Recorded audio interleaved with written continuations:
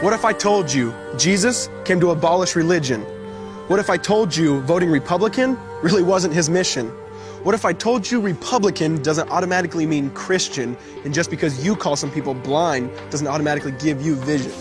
I mean, if religion is so great, why has it started so many wars? Why does it build huge churches but fails to feed the poor?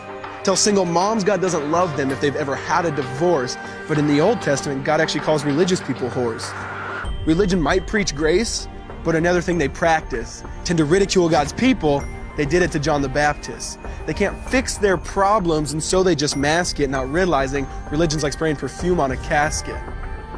See, the problem with religion is it never gets to the core. It's just behavior modification, like a long list of chores. Like, let's dress up the outside, make it look nice and neat. But it's funny, that's what they used to do to mummies while the corpse rots underneath. Now, I ain't judging, I'm just saying, quit putting on a fake look. Because there's a problem if people only know that you're a Christian by your Facebook. I mean, in every other aspect of life, you know that logic's unworthy.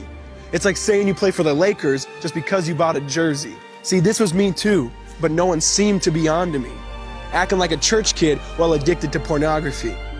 See, on Sunday I'd go to church, but Saturday getting faded, acting if I was simply created to just have sex and get wasted. See, I spent my whole life building this facade of neatness, but now that I know Jesus, I boast in my weakness. Because if grace is water, then the church should be an ocean. It's not a museum for good people, it's a hospital for the broken. Which means I don't have to hide my failure, I don't have to hide my sin. Because it doesn't depend on me, it depends on Him. See, because when I was God's enemy, and certainly not a fan, He looked down and said, I want that man.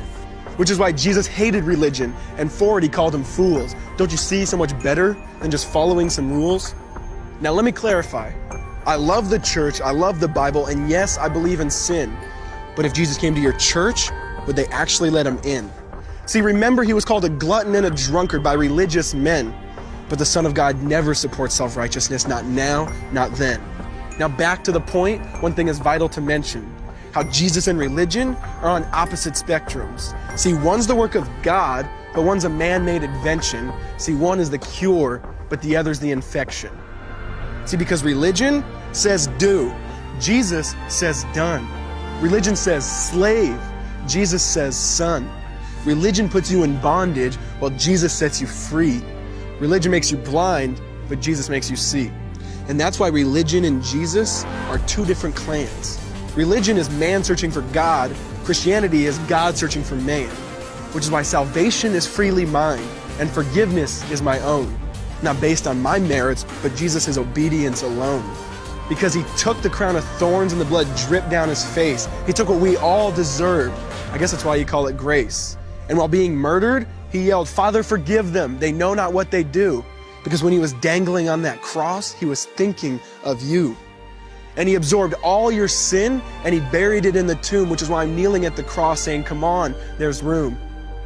So for religion, no, I hate it. In fact, I literally resent it. Because when Jesus said, it is finished, I believe He meant it.